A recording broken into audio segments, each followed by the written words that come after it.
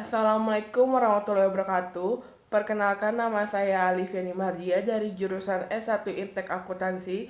Sebelumnya saya berterima kasih kepada dosen pembimbing saya, yaitu Bu Raina Kartika SEMKOM AKCA, dan dosen penelaah saya nanti. Kemudian saya tidak lupa kepada teman-teman yang telah hadir dalam seminar hasil saya. Baiklah, kita akan lanjut ke dalam penelitian saya, yaitu tentang pengaruh corporate governance dan ukuran perusahaan terhadap laba perusahaan pada sektor makanan dan minuman yang terdaftar di Bursa Efek Indonesia pada tahun 2015 dan 2019. Baiklah, di sini pembahasannya yaitu ada bab 1 pendahuluan, bab 2 landasan teori, bab 3 metodologi penelitian, bab 4 hasil penelitian dan pembahasan, bab 5 penutup. Baiklah, bab 1 pendahuluan, yang pertama latar belakang. Peningkatan nilai perusahaan tersebut dapat dicapai jika perusahaan mampu beroperasi dengan mencapai laba yang ditargetkan atau diinginkan. Melalui laba yang diperoleh tersebut, perusahaan akan mampu memberikan dividen kepada pemegang saham, meningkatkan pertumbuhan, dan mempertahankan kelangsungan kehidupannya. Kemudian, corporate governance kunci dalam meningkatkan efisiensi ekonomi dan ukuran perusahaan mampu mengelola aset secara efektif, maka akan memperbaiki kinerja perusahaan. Kemudian, perkembangan perusahaan manufaktur dalam subsektor industri makanan dan minuman di Indonesia itu sangat pesat. Oleh karena itu, Kementerian Perindustrian terus mendorong perkembangan industri makanan dan minuman nasional. Dan saya memilih sektor industri makanan dan minuman karena sektor ini dapat bertahan dalam krisis global dan merupakan cabang industri manufaktur unggulan. Industri makanan dan minuman mempunyai peranan penting dalam pembangunan sektor industri, terutama kontribusinya terhadap PDB yang tumbuh tinggi. Selain itu, karakteristik atau sifat masyarakat yang cenderung dapat membantu mempertahankan subsektor makanan dan minuman. Baiklah, rumusan masalah yang pertama, apakah ukuran Dewan Komisaris berpengaruh terhadap laba perusahaan pada sektor makanan dan minuman yang terdaftar di Bursa Efek Indonesia? Yang kedua, apakah jumlah rapat Dewan Komisaris berpengaruh terhadap laba perusahaan pada sektor makanan dan minuman yang terdaftar di Bursa Efek Indonesia? Yang ketiga, apakah proporsi Dewan Komisaris independen berpengaruh terhadap laba perusahaan pada sektor makanan dan minuman yang terdaftar di Bursa Efek Indonesia? Yang keempat, apakah ukuran perusahaan berpengaruh terhadap laba perusahaan pada sektor makanan dan minuman yang terdaftar di Bursa Efek Indonesia? Kemudian, tujuan penelitiannya itu seperti rumusan masalah. Yang pertama, untuk mengetahui ukuran Dewan Komisaris terhadap laba perusahaan pada subsektor makanan dan minuman di Bursa Efek Indonesia. Yang kedua, untuk mengetahui jumlah rapat Dewan Komisaris terhadap laba perusahaan pada sektor makanan dan minuman di Bursa Efek Indonesia. Yang ketiga, untuk mengetahui proporsi komisaris independen terhadap laba perusahaan pada sektor makanan dan minuman yang terdaftar di Bursa Efek Indonesia. Yang keempat, untuk mengetahui apakah ukuran perusahaan terhadap laba perusahaan subsektor makanan dan minuman yang terdaftar di Bursa Efek Indonesia. Kemudian dalam penelitian ini akan bermanfaat yang pertama terhadap bagi penulis, yang kedua bagi investor, ketiga bagi akademisi, yang keempat bagi peneliti selanjutnya, yang kelima bagi perusahaannya. Dan bab 2-nya yaitu yang pertama landasan teori. Corporate governance adalah mekanisme dalam mengarahkan dan mengendalikan sebuah perusahaan sehingga operasionalnya berjalan lancar bagi berkepentingan pemangku atau stakeholder. Tujuan dari corporate governance yaitu memberikan nilai tambah bagi semua pihak yang bersangkutan, yaitu stakeholder. Di dalam corporate governance itu ada faktor yang penting. Yang pertama, ukuran dewan komisaris. Maksudnya itu banyaknya jumlah dewan komisaris dalam suatu perusahaan. Yang kedua, jumlah rapat dewan komisaris, yaitu banyaknya jumlah rapat yang diadakan oleh perusahaan untuk mengambil keputusan. Yang ketiga, proporsi dewan komisaris independen adalah dewan komisaris yang di luar perusahaan dan tidak ada berhubungan afiliasi dalam suatu perusahaan. Setelah itu, ukuran perusahaan yaitu tolak ukur perusahaan untuk menentukan kapasitas perusahaan yang dimilikinya, baik atau tidak, atau besar atau kecil. Setelah itu, laba perusahaan adalah memaksimalkan laba atau memperoleh keuntungan bagi perusahaannya. Elemen laba itu ada 4. Yang pertama, pendapatan. Kedua, beban. Ketiga, kerugian. Keempat, keuntungan.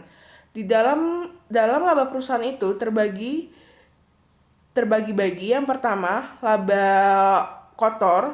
Kedua, laba operasi. Ketiga, laba bersih. Kemudian penelitian terdahulu pada tahun 2017 yaitu ada Rusli Renaldo. Di tahun 2018 ada Gebi Mustika, 2019 ada Mimi Hasmida, 2020 ada Imade Dani Y dan Ayu Arshita. Bisa dilihat di sini kerangka pemikirannya itu ukuran dewan komisaris, jumlah rapat dewan komisaris, proporsi dewan komisaris independen, ukuran perusahaan terhadap laba perusahaan.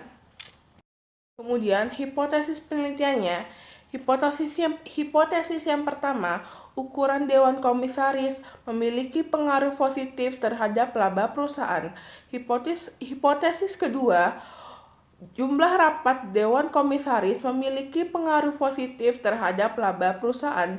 Hipotesis 3, proporsi dewan komisaris independen memiliki pengaruh positif terhadap laba perusahaan. Hipotesis keempat, ukuran perusahaan memiliki pengaruh positif terhadap laba perusahaan. Bab 3, metodologi penelitian. Metodologi penelitian yang saya pakai di sini, jenis penelitiannya itu bersifat penelitian kuantitatif. Populasi dan sampelnya yaitu perusahaan subsektor makanan dan minuman yang terdaftar di Bursa Efek Indonesia pada tahun 2015 dan 2019. Teknik sampling yang saya pakai, purpose sampling. Teknik pengumpulan datanya, data sekunder dengan mengumpulkan data laporan keuangan dan peristiwa yang lalu. Bisa kita lihat di sini variabel penelitian dari variabel dependent X yang saya pakai itu laba perusahaan. Kalau variabel independen Y yang saya pakai itu yang pertama ukuran dewan komisaris, yang kedua jumlah rapat dewan komisaris, yang ketiga proporsi dewan komisaris independen, yang keempat ukuran perusahaan. Metode analisis data yang saya pakai, yang pertama ada statistik deskriptif, yaitu analisis yang dilakukan masing-masing variabel untuk mengetahui rata-rata, nilai maksimum, nilai minimum, dan standar deviasi. Uji asumsi klasik yang saya pakai itu ada uji normalitas, uji multikoloneritas, uji heterokedasitas, dan uji autokorelasi. Kemudian uji statistik yang saya pakai yaitu ada analisis regresi linear berganda, uji T, uji F, dan uji koefisien determinasi. Kemudian bab 4 hasil penelitian dan pembahasan kriteria pemilihan sampel bisa teman-teman lihat. Di situ ada perusahaan makanan dan minuman yang terdaftar di Bursa Efek Indonesia 17 perusahaan. Kemudian ada perusahaan yang tidak konsisten dalam melaporkan annual report. Ketiga perusahaan yang mengalami kerugian selama tahun 2015 dan 2019. Yang keempat, perusahaan dengan laporan keuangan yang menyediakan data mengenai variabel penelitian secara lengkap. Total perusahaan sampel yang saya pakai ada 9. Bisa teman lihat di sini ada objek penelitian yang termasuk dalam kriteria pemilihan sampelnya. Bisa teman lihat di dalam hasil uji statistik deskriptif di mana nilai laba perusahaan berkisar antara 192 sampai dengan 2030404 dengan nilai rata Mean 45162,456 dan nilai standar deviasinya sebesar 3,44740. Kemudian untuk variabel ukuran dewan komisaris memiliki nilai minimum 3, nilai maksimum 8 yaitu PT Indofood Sukses Makmur Tbk dengan rata-rata Mean 4,58, standar deviasinya 1,840.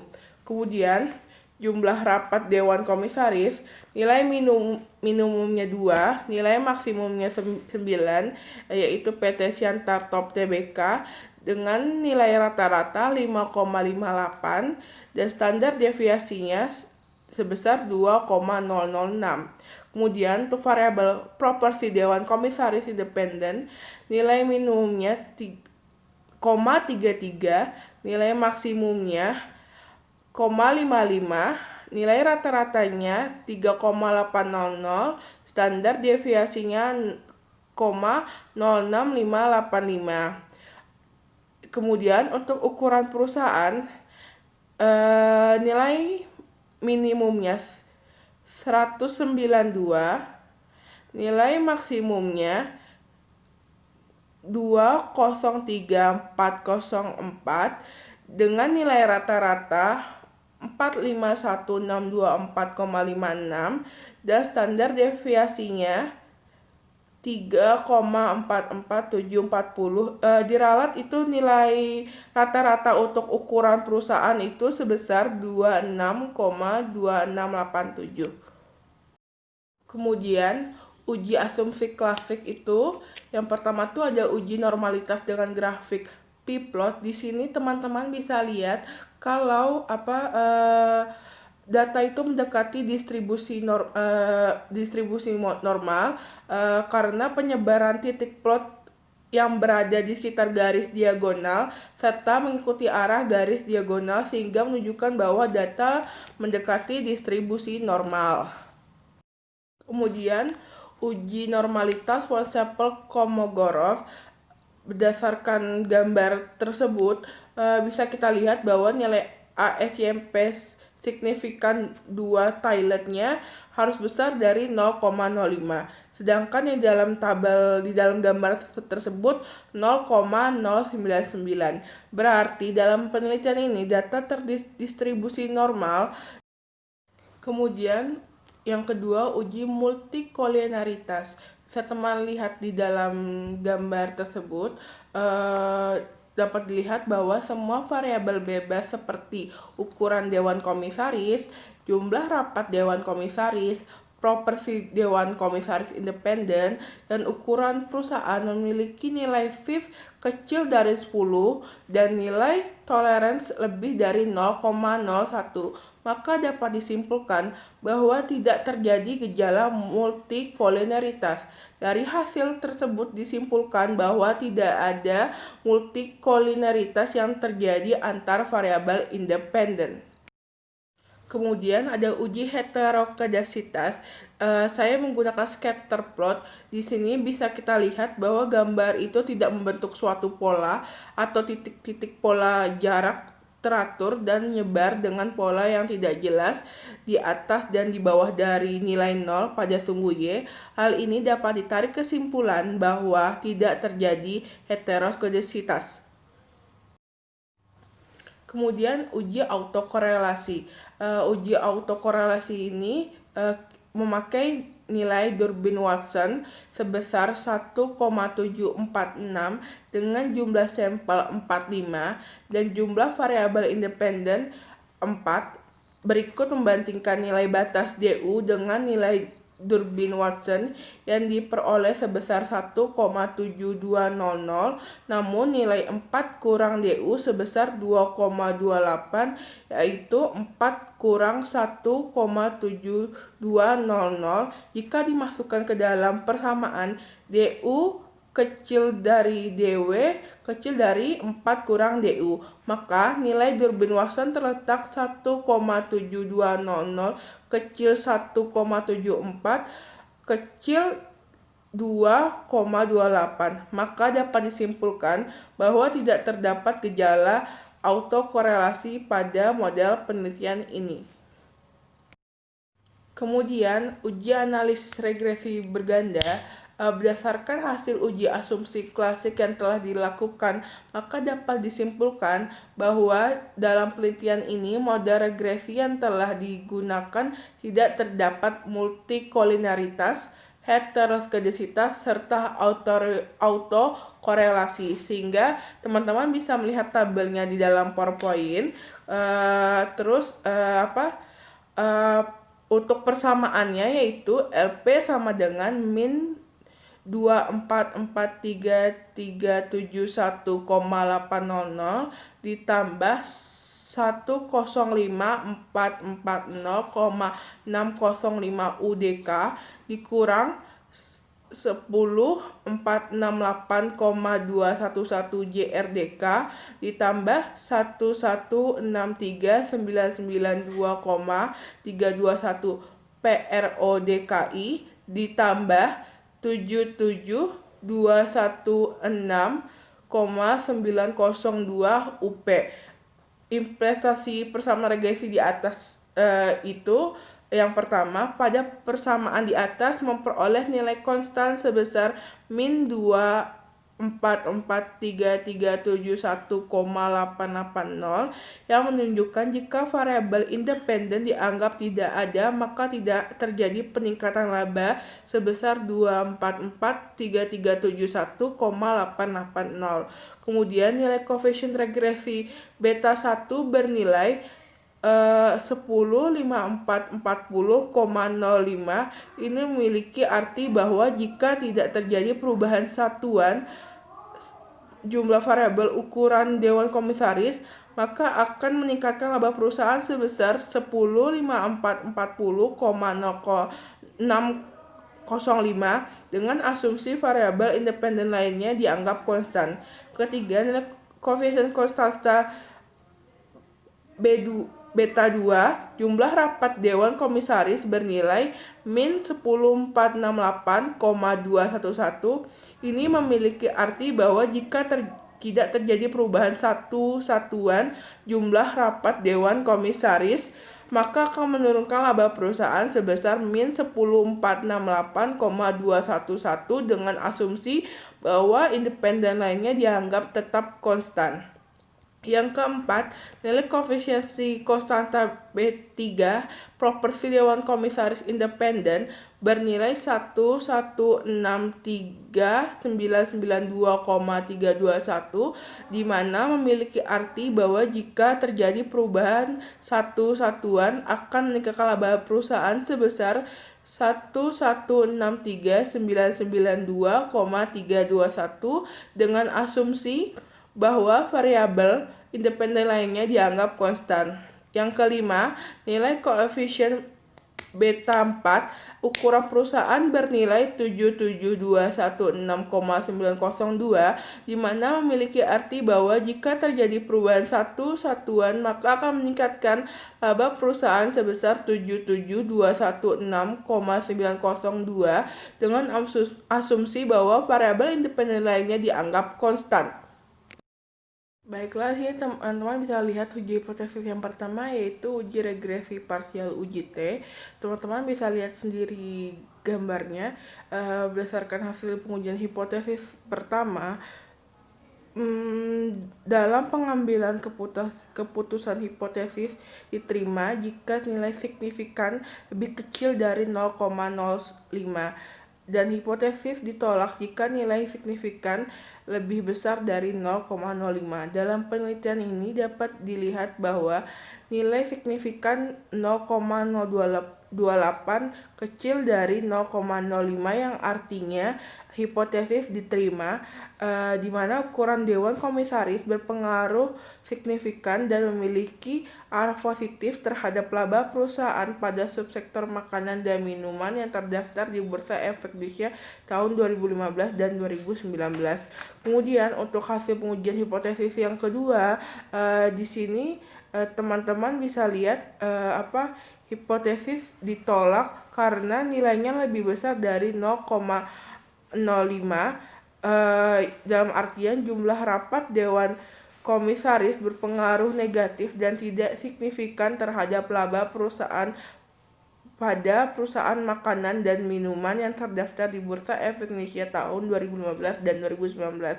Kemudian, hasil pengujian hipotesis yang ketiga memiliki nilai signifikasi 0,400, yang artinya nilainya lebih besar dari 0,05, maka hipotesis H3 ditolak. Dalam artian proporsi Dewan Komisaris tidak memiliki berpengaruh negatif dan tidak signifikansi terhadap laba perusahaan pada perusahaan subsektor makanan dan minuman. Keempat, hasil pengujian hipotesis yang keempat, nilai signifikansinya 0,006, di mana nilai tersebut lebih kecil dari 0,05 dengan nilai koefisiensi sebesar 77216,902, maka hipotesis H4 diterima, di mana berpengaruh positif dan signifikansi terhadap laba perusahaan. Kemudian untuk uji simultan yaitu uji F, teman-teman bisa lihat di dalam PowerPoint tersebut. Pengujian ini dilakukan menggunakan variabel ukuran Dewan Komisaris, jumlah rapat Dewan Komisaris, proporsi Dewan Komisaris independen, dan ukuran perusahaan. Dapat dilihat bahwa diperoleh nilai signifikasinya sebesar 0,028, yang mana nilai ini lebih kecil dari 0,05, sehingga dapat disimpulkan bahwa berpengaruh terhadap laba perusahaan. Kemudian untuk uji koefisien determinasi, teman-teman bisa lihat berdasarkan tabel di atas nilai adjust R² sebesar 0,141, di mana besarnya pengaruh variabel ukuran perusahaan terhadap perusahaan sebesar 14,1 dan sisanya sebesar 85,9 yang dipengaruhi oleh variabel di luar penelitian. Hasil penelitian untuk ukuran Dewan Komisaris berpengaruh signifikan dan memiliki arah positif terhadap laba perusahaan. Untuk jumlah rapat Dewan Komisaris, yaitu jumlah rapat Dewan Komisaris berpengaruh negatif dan tidak signifikan terhadap laba perusahaan. Untuk proporsi Dewan Komisaris independen, yaitu proporsi Dewan Komisaris independen berpengaruh negatif dan tidak signifikan terhadap laba perusahaan. Untuk ukuran perusahaan, yaitu ukuran perusahaan berpengaruh positif dan signifikan yang memiliki arah positif terhadap laba perusahaan. Kemudian bab 5 kesimpulan dan saran. Yang A, kesimpulan. Yang pertama, ukuran Dewan Komisaris berpengaruh positif dan signifikan terhadap laba perusahaan makanan dan minuman yang terdaftar di Bursa Efek Indonesia tahun 2015 sampai 2019. Hal ini menunjukkan bahwa ukuran Dewan Komisaris berpengaruh terhadap laba perusahaan. Kemudian untuk jumlah rapat Dewan Komisaris berpengaruh negatif dan tidak signifikan terhadap laba perusahaan pada perusahaan makanan dan minuman yang terdaftar di Bursa Efek Indonesia tahun 2015 sampai 2019.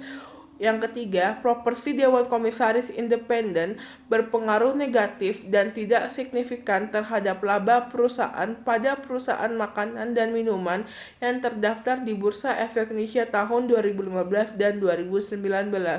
Yang keempat, ukuran perusahaan berpengaruh positif dan signifikan terhadap laba perusahaan pada perusahaan makanan dan minuman yang terdaftar di Bursa Efek Indonesia tahun 2015 sampai 2019.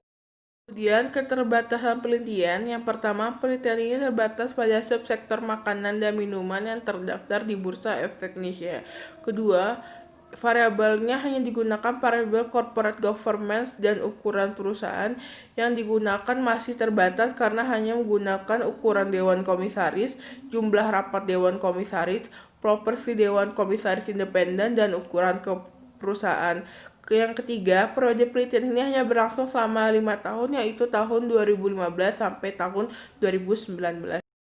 Saran, penelitian ini selanjutnya sebaiknya dapat memperbanyak sampel penelitian dan memperluas periode pengamatan agar lebih memprediksi pengaruh karakteristik corporate governance agar mendapatkan hasil yang lebih akurat dalam pengungkapan laba di perusahaan. Yang kedua, pemerintah hendaknya menetapkan peraturan yang tegas mengenai pengungkapan laba perusahaan pada perusahaan di Indonesia sehingga praktek pengungkapan dan pengawasan laba perusahaan akan meningkat. Yang ketiga, pihak perusahaan maupun investor hendaknya lebih memperhatikan pengungkapan laba perusahaan demi manfaat jangka panjang untuk perusahaan. Baiklah, terima kasih kepada teman-teman dan dosen pembimbing dan dosen pelana saya. Maaf bila terjadi kesalahan kata. Sekian dan terima kasih.